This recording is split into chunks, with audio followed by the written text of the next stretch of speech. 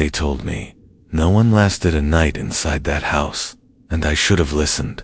But when my aunt, Margaret Holloway, passed away and left me her property on the edge of Ashford, Maine, curiosity pulled me straight into the trap. I remembered the first evening I drove up Hollow Creek Road. The air was colder than it should have been, sharp with the smell of pine and wet earth. The sun was sinking, bleeding red light across the horizon. But the closer I came to the house, the darker it seemed to grow, as if the shadows around it refused to let daylight touch the wood. The house stood crooked, 3 stories high, its roof sagging like a broken rib cage, its windows black and narrow, hollow sockets staring at me. The porch sagged with rot, its boards bending, as though exhausted from years of holding secrets. But what froze me wasn't the sight, it was the sound. From somewhere inside, muffled by walls, came the faint scrape of something moving, heavy, slow, dragging, and then a laugh. Not a child's laugh, not a man's laugh, no. This was a woman's, low, cracked, like it came from a throat, torn raw. I stood at the edge of the porch, my hand trembling round the keys. The house, it was supposed to be mine now. But every nerve in my body told me to leave, to burn those keys and never return. Instead, I put the key into the lock. It turned too easily, like the door was waiting, like the house had been holding its breath just for me. The door creaked open, and a gust of air rushed out, foul and heavy. Damp wood, mildew, rust, and underneath it all, something sour, something rotten, something that reminded me of a butcher shop's trash bin, left out too long in the sun. I gagged, covering my mouth, but I stepped inside. The hallway stretched long, too long. Strips of wallpaper peeled like dead skin, curling down toward a floor warped and stained. Dark patches spread across the wood, some almost black. I told myself it was water damage, just water damage. But then I looked up and saw the portrait, hung above the staircase. Larger than life was Aunt Margaret, painted in dark oils, her skin pale, her hair tied tightly back, her eyes God. Her eyes, they didn't look painted. They looked wet, reflective, watching Dot, and her lips parted just slightly. Didn't seem like a smile. They seemed like she was about to whisper. Whisper to me. I tore my eyes away, heart pounding. But the longer I stood there, the more the house tilted, the more the walls seemed to lean inward, breathing with me.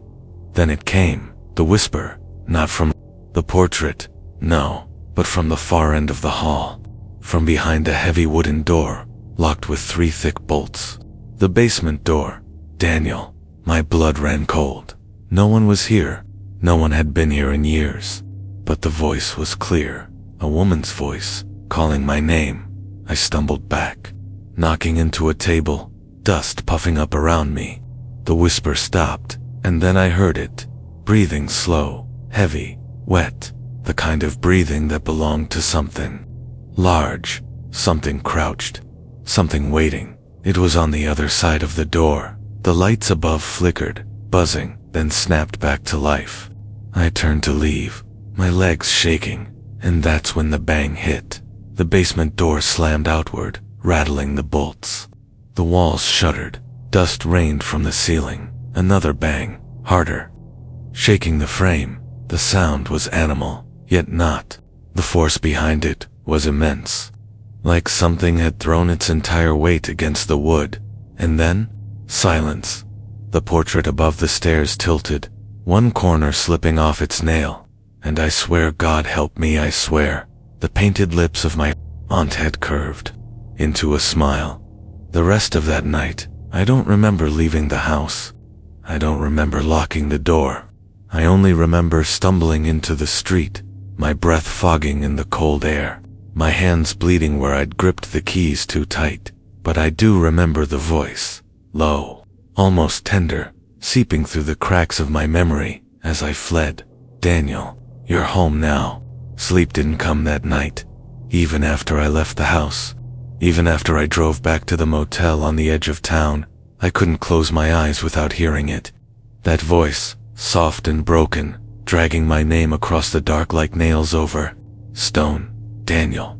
I lay in bed, staring at the water-stained ceiling, the sound of the motel's old radiator clicking, hissing, but every time the pipes rattled, my body tensed, waiting for the bang of that basement door, waiting for the heavy wet breathing I swore I'd heard just beyond the wood.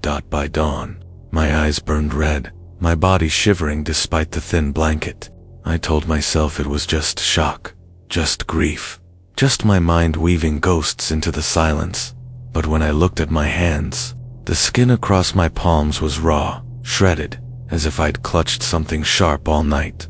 The keys. Blood had crusted into the grooves. Later that morning, I went back. I shouldn't have. God knows I shouldn't. But the house, my aunt's house, was mine now. And something in me, maybe pride, maybe madness, wanted to prove that what I'd heard was only the trick of an old, rotting place. The street was empty when I pulled up.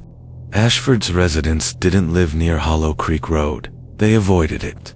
In fact, I hadn't seen a single house past the town limits. Only trees, only silence, only the Holloway house, waiting like an open wound. The porch groaned under my weight. The door, when I pushed it, opened without a sound. Inside, it was colder, too cold for late autumn. My breath puffed white in the dim light that filtered through cracked blinds. The air was damp, heavy, pressing into my lungs like wet cloth. And then I heard it, the creak, soft, deliberate, not above, not behind, beneath me. I froze. The floorboards groaned again, the sound stretching along the hallway, pacing under my feet, moving slowly toward the basement door. I told myself it had to be pipes, or rodents, or the settling of a century-old house. But pipes don't whisper. Daniel. My chest locked. The voice was clearer this time, rising up between the boards, almost in my ear. I staggered back, my heel slamming into the table by the wall. Dust burst into the air, stinging my throat. And that's when I saw it. The portrait of my aunt, hanging above the stairs, had tilted even further. One nail held it barely in place, and though her eyes were painted, they no longer looked up the staircase. They were looking at me. I grabbed the nearest object, a rusted candlestick from the hall table, hurled it at the painting. The portrait slammed against the wall, fell to the floor with a crash, glass shattering across the boards. Relief surged for only a heartbeat. Then I looked down.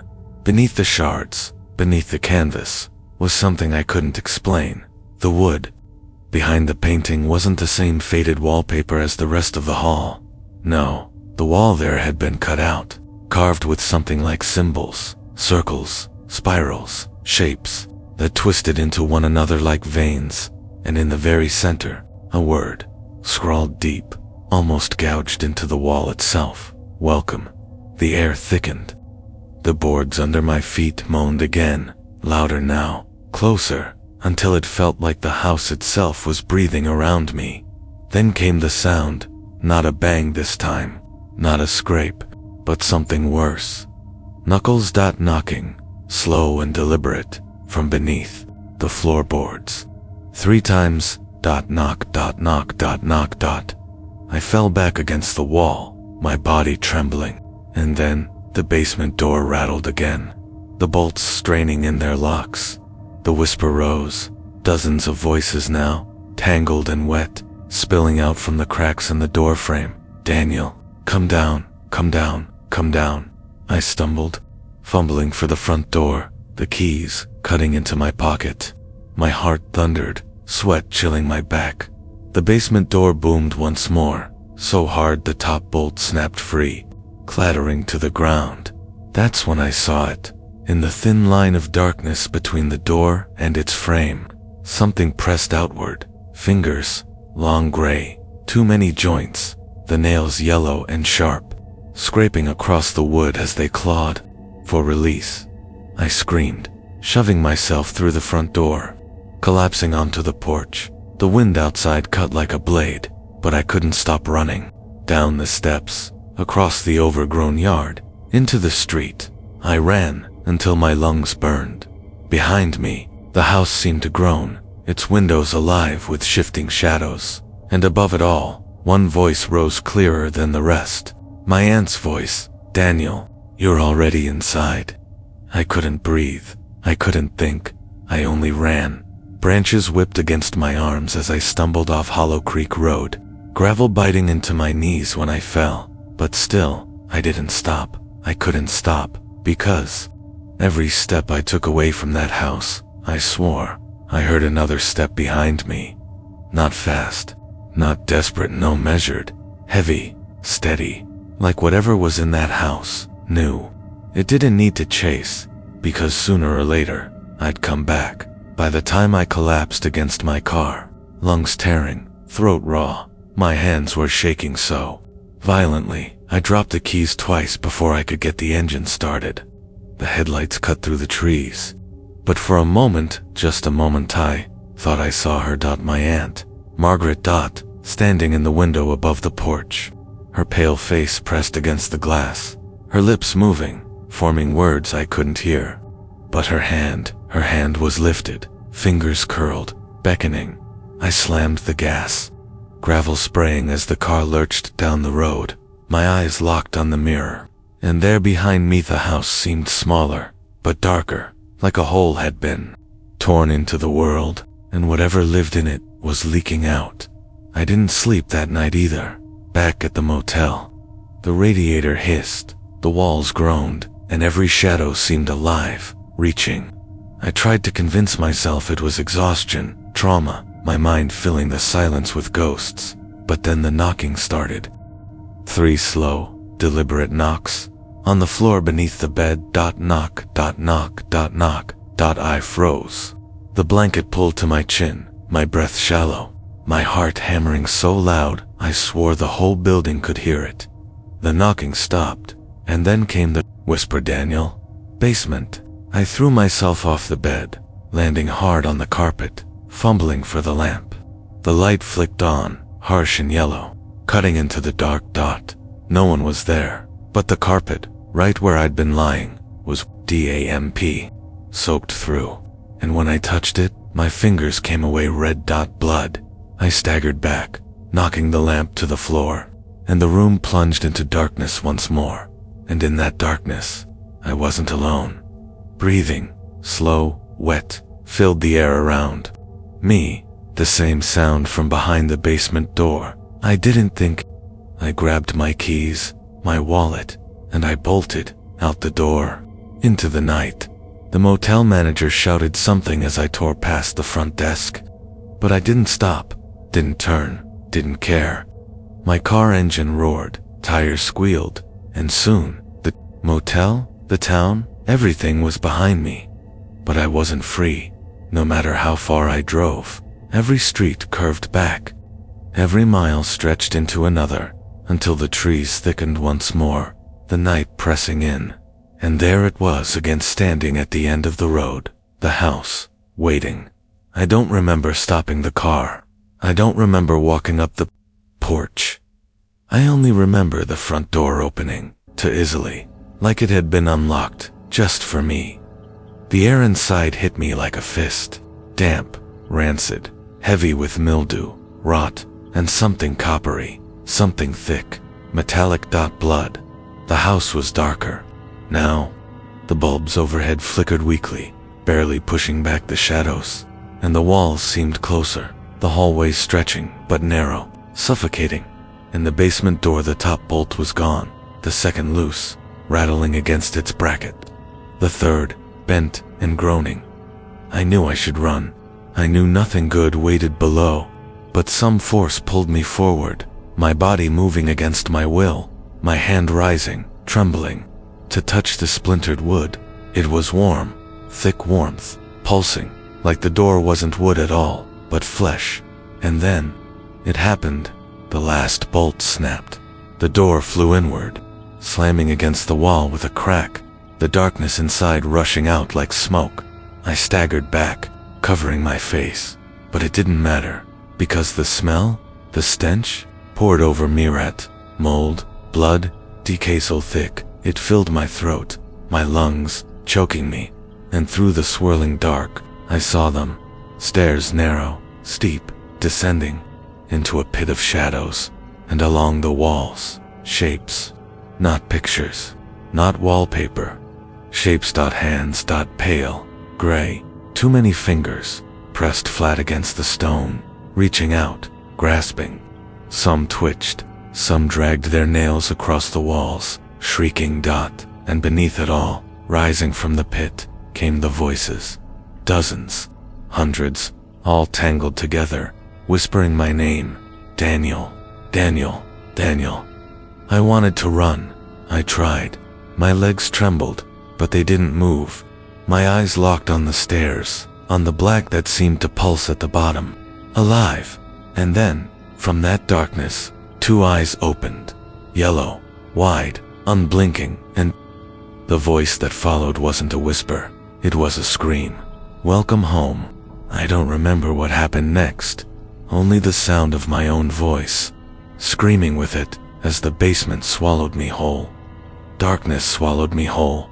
Not the kind of dark you get when the lights go out. Not the kind where your eyes adjust after a while. No, this was a living, dark, thick, pressing, suffocating, curling around my body like it had weight. I couldn't see the stairs anymore. Couldn't see my own hands.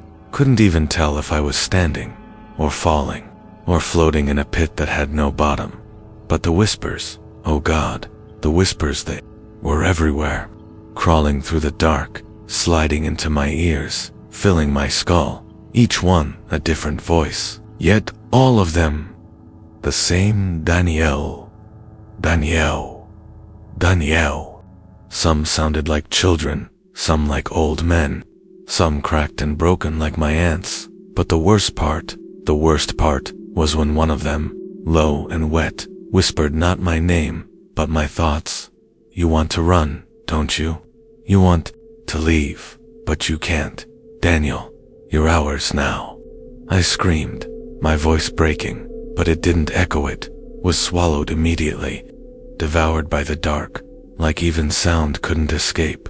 Then, a flicker, a light, faint, flickering, like a dying candle, far below, or maybe right in front of me. It was impossible to tell, but I moved toward it, stumbling, my feet somehow finding stairs, slick and uneven, covered in something damp. Every step moaned beneath me, every breath stung, and that smell, that stench of mold and copper grew thicker, until I gagged, bile burning my throat. The light grew brighter, and then I saw it. The walls, not brick, not wood, not stone flesh. The basement walls pulsed, veins running like rivers beneath translucent skin, and from the surface, faces pushed outward, eyes bulging, mouths open, silent screams etched into the shifting flesh. Some twisted, trying to speak. Some clawed against the skin, as if they were trapped just beneath the surface, begging for release. And every few steps, one of the mouths would tear open, stretching impossibly wide, and whisper, Daniel. I pressed myself against the railing, my body trembling so violently I thought I'd fall, and then movement. A bulge in the wall slid along with me, following. I stopped. It stopped. I moved. It moved.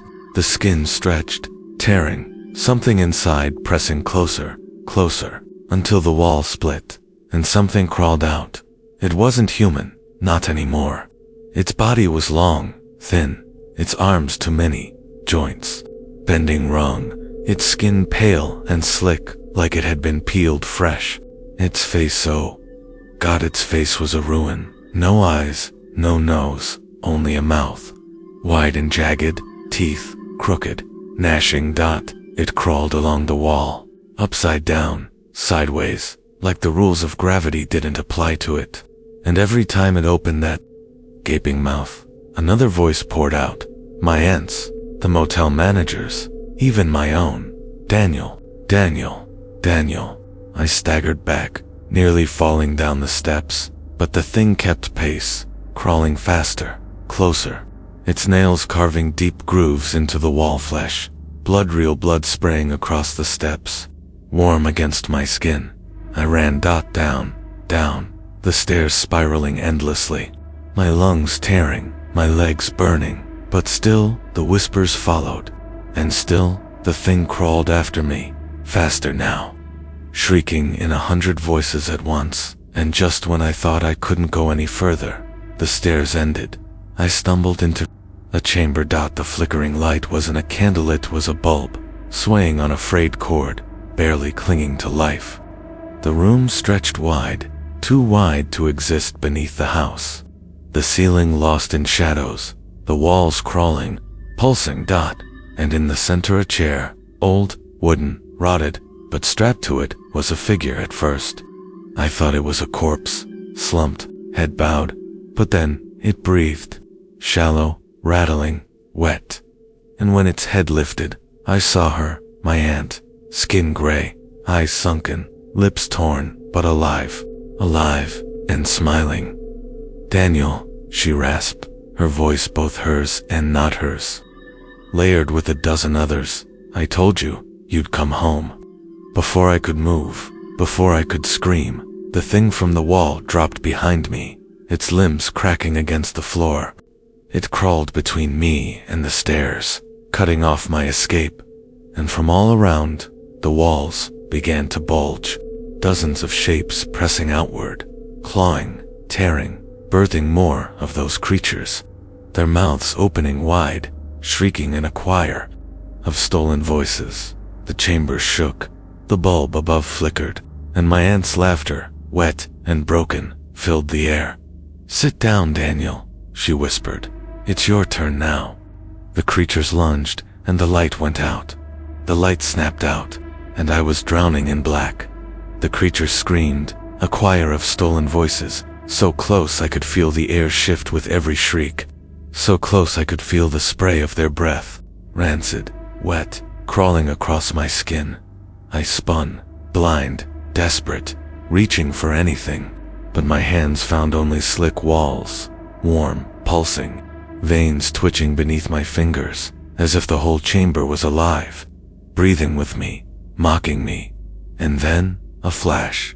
The bulb above sparked once, just once, and in that split second of light, I saw them, dozens of them, clawing their way from the walls, eyes absent, mouths gaping, teeth crooked and endless, limbs bending like broken sticks, crawling toward me in jerks, in spasms, in a hunger that was not human. And in the center, my aunt, strapped to the chair, smiling wider now, her jaw too loose, her lips tearing as it stretched, blood dripping down her chin. When the dark fell again, her voice carried through it, layered, doubled, tripled, as though the whole chamber spoke with her. "Sit down, Daniel. It's waiting for you." I backed away, stumbling, nearly tripping over something soft on the floor. My hand darted down instinctively, and my fingers sank into it, warm, wet, yielding, flesh, a body. The bulb flickered again, just enough for me to see the corpse at my feet. It wasn't old, it was fresh, eyes open, mouth slack, skin drained pale, wrists shredded raw where leather straps had dug too deep. A man, a stranger, and the chair next to him, another chair, splintered, broken, was stained deep, dark, almost black. The bulb died again, the chamber roaring with whispers. "Sit, sit, sit." The sound built like thunder, louder and louder, pressing against my skull until I thought my eardrums would burst. My knees buckled, hands clutching my head, trying to block it out, but the voices were inside, crawling through my brain, pushing, demanding. And then, silence. The bulb flared once more.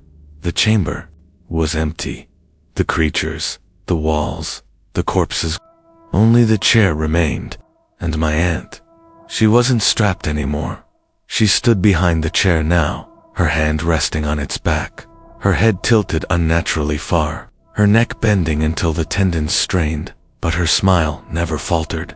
"Sit, Daniel," she whispered, "or it will chase you forever." I wanted to run. I should have run, but the thought that twisted through me wasn't mine. If I sit, It ends. I moved forward, one step, then another, as if pulled by invisible strings. The chair loomed closer, its wood cracked, black stains dripping onto the floor like the chair itself was bleeding. My aunt's grin widened, her eyes rolling white, her fingers tapping against the wood in a rhythm, steady, pulsing, like a heartbeat. I reached the chair and sat the moment my body touched it. Straps snapped shut around my wrists, my ankles, my chest, biting into my flesh, pulling me down until I could barely breathe. The bulb above exploded. Darkness swallowed me again, and the chair began to move. The wood creaked, groaned, shifted beneath me, bending, wrapping, its splinters piercing my skin. It wasn't a chair anymore, it was alive. Its legs twitched like insect limbs, its back curved like a spine, its arms tightened around me like ribs. I screamed, but the straps dug deeper, cutting, tearing, until blood ran down my arms, soaking into the wood. The chair drank it, drank me, every drop seeping into its grain, the dark stains glowing faintly red, as if waking up. And then the whispers returned, not around me, inside me. Now you belong. Visions slammed into my mind, faces I didn't know, people screaming, people strapped into this same chair, their bodies tearing, their souls ripped, devoured, consumed, one after another, thousands, all feeding it, all becoming part of it. And beneath it all, beneath every vision, a single truth clawed into me. The chair wasn't just a chair, it was a throne, and whatever sat on it before wasn't gone, it was waiting. The straps pulled tighter, my chest cracking, my vision dimming, my aunt's laughter swirling like broken glass around me. Now, Daniel, now you see. And in the corner of the chamber, two eyes opened, yellow wide, unblinking, the thing from the basement, watching, waiting. The chair jerked violently, snapping upright, dragging me with it, and in that final moment, before the dark closed in completely, I realized the truth. The chair wasn't holding me, it was wearing me. When I woke, I wasn't in the chamber anymore. I was lying on a bed, stiff, creaking, the sheets yellowed and damp, smelling of mildew and copper. The ceiling above me was stained black, mold spreading in jagged veins, and every time I blinked, I swore the stains shifted, twisting into shapes, into faces. Before crawling back into the cracks, my wrists throbbed, raw, the skin torn where the straps had bitten deep. Blood had dried in jagged lines down my arms, but the pain felt distant, muted, like it belonged to someone else. And then, I heard it breathing, not mine, slow, heavy, wet, coming from the far corner of the room. I turned, my head, my neck stiff, and my eyes adjusted to the shadows. The corner was darker than it should have been, darker than the rest of the room, like the darkness itself was thicker there, alive. And inside that black, two eyes glowed, yellow, wide, unblinking. They didn't blink once. Not as I stared back, frozen, every muscle screaming to move, to run, but unable to even twitch. The breathing grew louder, heavier, each inhale rattling like broken glass, each exhale wet, bubbling, as though it were breathing through blood. I opened my mouth to speak, to beg, but before a sound came out, the mattress shifted. Something was beneath me. The springs groaned, the bed sagged, and the sheets tightened around me like hands. I thrashed, finally finding strength, but the more I struggled, the tighter it held, until I could barely breathe, until I felt the weight pressing up from below, crawling closer, rising through the mattress itself. The yellow eyes never moved, and then, a voice, not from the corner, from inside my head. You wear it now. You are mine. I screamed, but it came out strangled, muffled, like my throat was packed with soil. My vision blurred, my chest convulsed, and in that haze, I saw the room shift. The walls weren't walls anymore, they were ribs, massive, curved, lined with flesh and veins. arching around me like I was inside a giant carcass, its heart still beating, its lungs still breathing, and I was trapped inside. The bed beneath me split. A crack tore open and the mattress jagged, wet, lined with teeth. A mouth in the bed. The sheet split like skin, the frame groaned like bones, and the weight beneath surged upward. Hands, pale, long, jointed, wrong, burst from the bed, wrapping around me, dragging me down. I clawed at them, nails tearing against slick flesh, but more came, dozens, hundreds, each one pulling, each one whispering, "Sit, sit, sit." And then, the yellow eyes moved. Slowly, deliberately, they rose from the corner. Higher, higher, until they hovered near the ceiling. A shape unfolded around them, long, too long, stretching until it filled the room. Limbs scraped against the walls, the ceiling bowed, the stench of rot and wet soil poured over me, suffocating, drowning. And when its head leaned closer, just close enough for the faint glow to reveal it, I saw the truth. It wasn't a face, it was a mask, a crude mask of flesh, stitched and torn, empty sockets where eyes should have been yet behind it. The yellow eyes glowed, staring through. The mask's mouth hung open, wide, slack, and from it poured not words, but a sound laughter, but not one voice. Thousands, all the voices from the walls, the creatures, my aunt, even mine, stitched together, shrieking at once until the sound became unbearable. I clutched my head, my skull splitting, my vision tearing apart, and through the ringing, through the chaos, one thought drilled into me. This was not just a house. This was what the house served, and it wanted me. The bed mouth yanked hard, dragging me halfway inside, teeth cutting into my legs, blood soaking the sheets. I thrashed, screaming, my nails snapping as I clawed at the floorboards, but the wood itself shifted, splinters rising like claws, curling, dragging me deeper. The yellow eyes blazed, burning hotter, and the voice came again, louder, final. "Now you are hollow." The bed snapped shut, everything went dark, and then I opened my eyes. I was standing, not in the ribbed chamber, not in the room with the bed, not anywhere I knew. I was outside.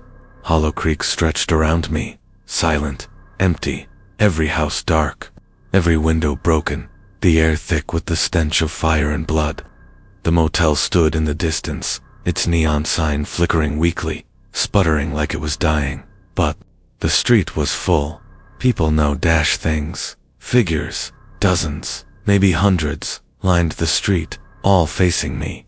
Some were strangers, some were familiar. The motel manager, the old man from the diner, even children I'd seen once, faces pale, eyes empty, mouths slack. And as one, in perfect unison, they spoke. "Welcome home, Daniel." The street stretched before me, quiet, too quiet. The silence so thick it pressed against my ears until I swore I could hear my own heartbeat echoing back at me. Louder, slower, wrong. The people lived, they were still people stood motionless, their heads tilted just slightly downward, their arms limp at their sides, their feet bare on the cracked asphalt. None of them blinked, none of them breathed. They simply waited, like mannequins posed by a cruel hand. And then, all at once, every head lifted, hundreds of eyes snapped open, not human eyes. Each socket burned with that same yellow glow. My legs stiffened, every instinct screamed to run, but my body betrayed me, heavy, sluggish, as if invisible hands gripped my ankles.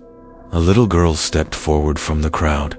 I recognized her face, the photograph, the missing girl from the newspaper, clippings in the motel office, her hair matted, her dress torn, her mouth stretching into a smile far too wide for her small face. She raised her hand slowly, pointed directly at me, and in a voice layered, doubled, too deep for her throat, she spoke. "You belong to Hollow Creek." The crowd repeated it, all at once. their voices one, their mouths snapping open in perfect unison, the sound shaking the air, rattling my teeth. You belong to Hollow Creek. The streetlights flickered, sputtered, then burst, showering sparks that fizzled before hitting the ground.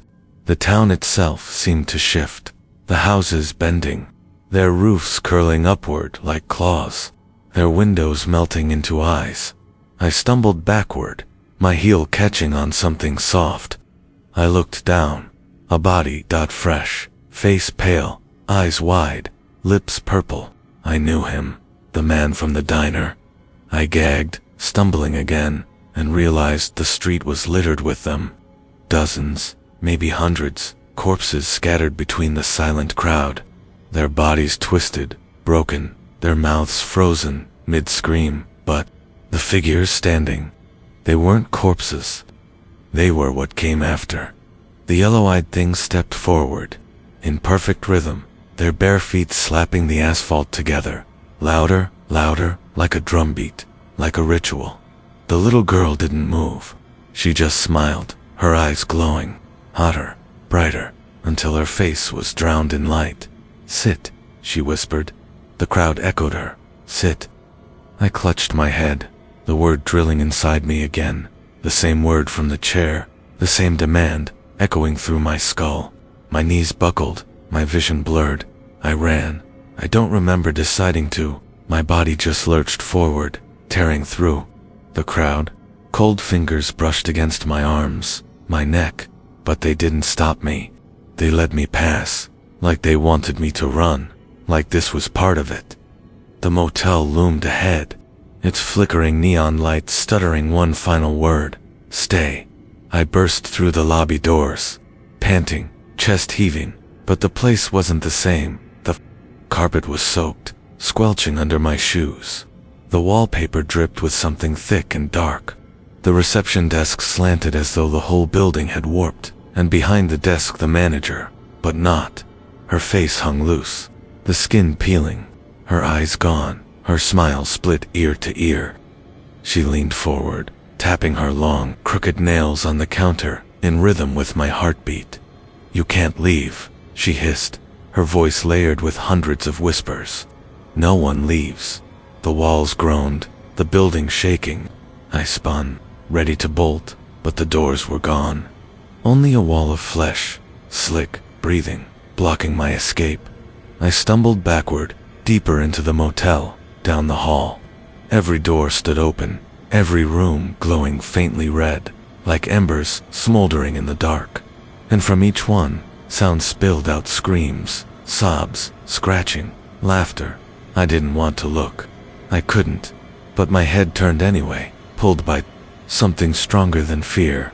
In the first room, a man, strapped to the bed, thrashing, his mouth sewn shut, his body jerking as shadows crawled under his skin. In the next, a woman rocking in a chair, cradling a bundle of rotting cloth, whispering lullabies through a throat cut wide open. In the third, a mirror, but it wasn't a reflection.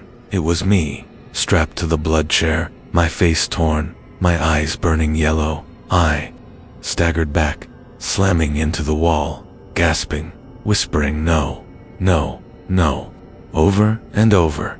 And then the hallway stretched, literally stretched.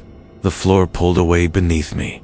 The walls lengthened, doors multiplying, stretching into infinity.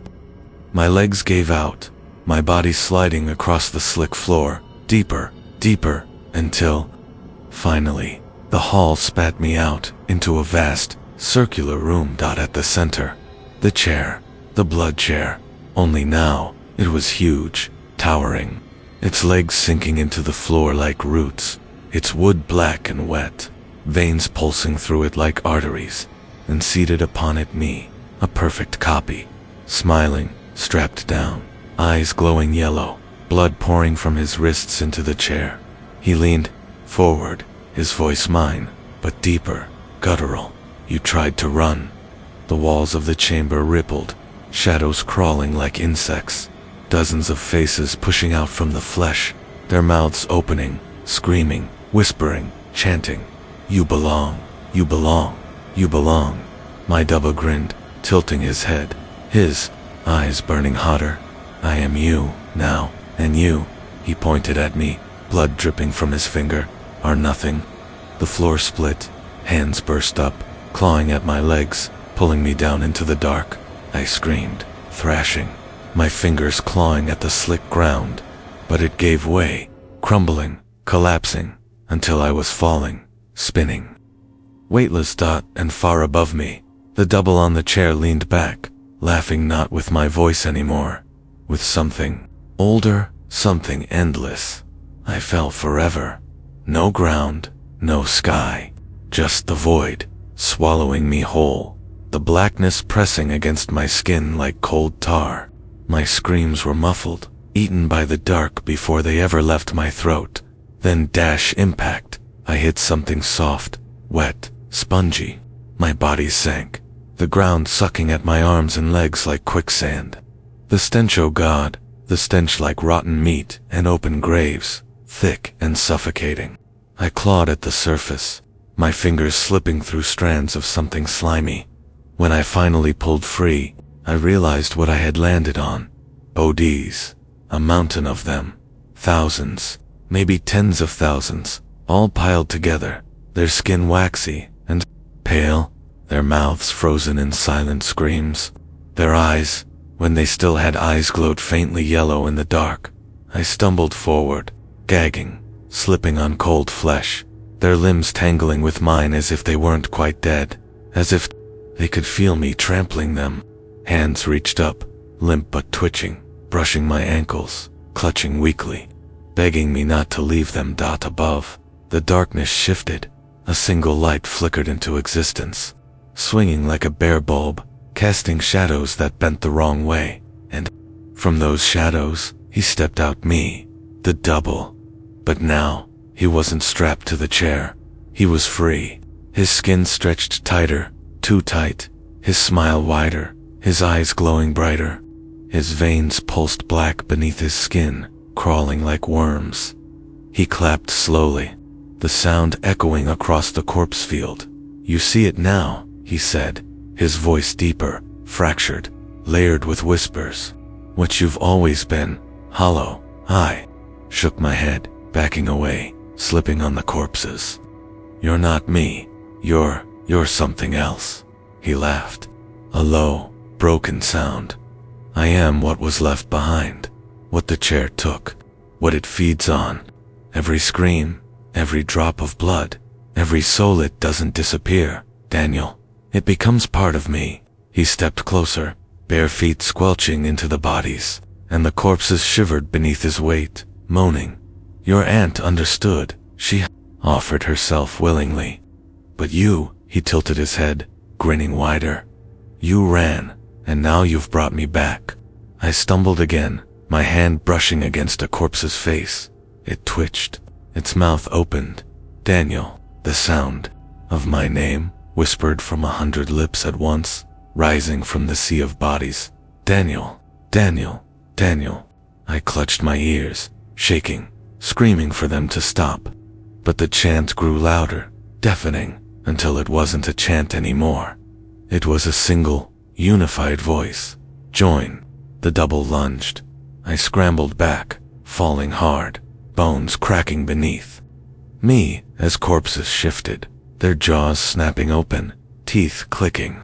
My double's hands slammed against the ground inches from my head, the smell of rot rolling off him.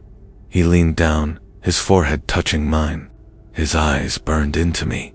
You can't run anymore, he whispered, because I'm already inside you. My chest burned. I screamed, clawing at my shirt, and when I looked down, I saw veins, black, crawling veins spreading across my skin. My hands trembled, the glow seeping into my eyes, my vision bleeding yellow at the edges. No, no, no, no. The corpses beneath me began to move, all of them, twisting, writhing, their mouths opening wide, their eyes burning. They weren't dead. They were husks, hollow, and they were all me.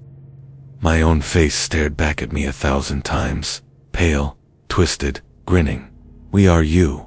The bodies surged upward, a tidal wave of flesh, pulling me down, suffocating me in a sea of myself. Their nails tore at my skin, their teeth sank into my arms, their eyes blinding me with burning yellow light. I fought, thrashing, screaming, until my throat tore, but it was useless. The black veins spread faster, my skin blistering, splitting, blood pouring into the mouths of the things devouring me. And then silence, total silence. The corpses froze, mid-bite, mid-scream. The double stood over me, untouched, his smile fading, his eyes locked on something above us. I followed his gaze. A door, hanging in the void. A simple wooden door, glowing faintly white. The first pure light I'd seen since the nightmare began. The double snarled, his face twisting with rage. "No, you don't get that. You don't get out." He lunged again, but the corpses, my corpses, rose up, grabbing him, clawing at him, dragging him back. His screams shook the void, inhuman, furious. "You are mine, Daniel. You belong to the chair."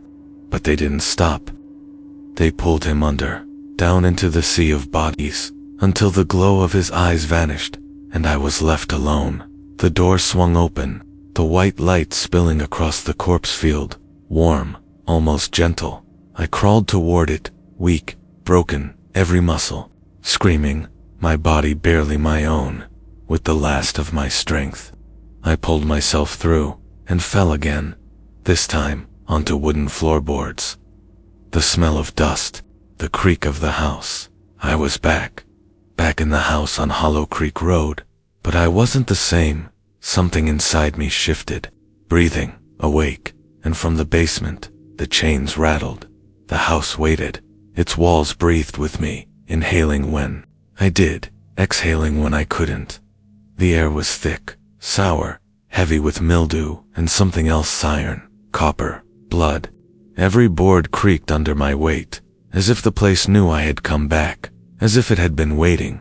I stumbled forward, my body weak, my veins still burning from what I had seen in the void.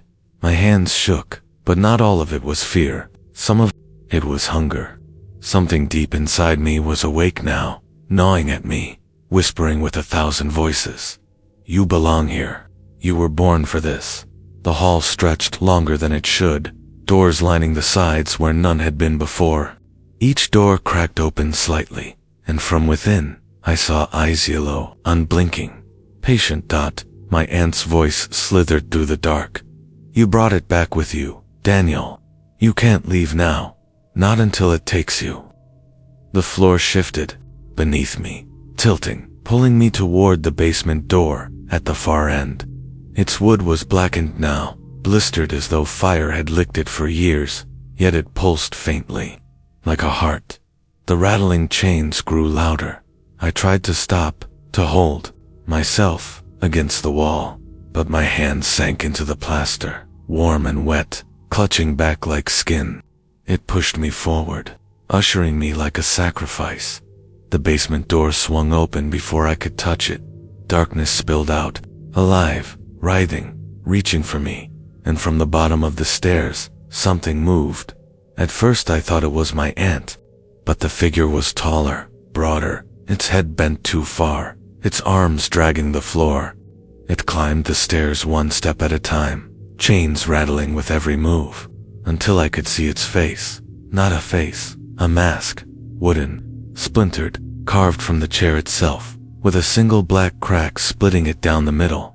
Behind the mask, twin yellow eyes glowed, boring into me. The thing stopped halfway up the stairs, the mask tilted, and then it spoke, not with words, with every voice I had ever heard. My aunt, my double, the corpses, myself. "Sit." The command hit me like a hammer, my knees buckling, my chest heaving, the straps of the chair burning phantom marks into my skin again. My body wanted to obey. "No," I croaked, though the word felt thin, pathetic, drowned by the echo. The thing's head tilted further, the crack in its mask widening, splitting. Black liquid oozed out, dripping onto the steps, sizzling where it landed. "Sit." The house obeyed. The floor split open behind me, wood splintering, walls peeling away, and from the gap rose the chair. The same blood-soaked chair, groaning, its straps twitching like hungry snakes. I staggered back, caught between the thing on the stairs and the chair at my back. My aunt's laughter rang above me, echoing from every wall, every nail, every rotten board. "You can't fight it, Daniel," she hissed. "The chair doesn't take prisoners, it takes heirs." The mask cracked further, the yellow eyes burning brighter. The chain snapped loose, rattling across the floor as the creature stepped fully into the hall. I saw its arms now. They weren't arms at all. They were legs. Human legs. Dozens of them, fused together, writhing, kicking weakly, as if each limb still belonged to someone else. The thing was built from them, sewn, stapled, hammered into the shape of a man. And as it reached for me, the whispers returned, drilling into my skull. "It's not killing you, Daniel. It's crowning you." The chair shuddered behind me, its straps lashing out, wrapping my wrists, pulling me closer. The creature lunged, its mask splitting open, to reveal nothing beneath but darkness and teeth. Endless teeth, gnashing, clattering. I screamed, pulling, thrashing, but the straps tightened, the chair dragging me down, and then the voices stopped. Everything froze. The creature halted mid-step, the chain still, the house holding its breath. Even the chair paused, straps trembling, as if waiting.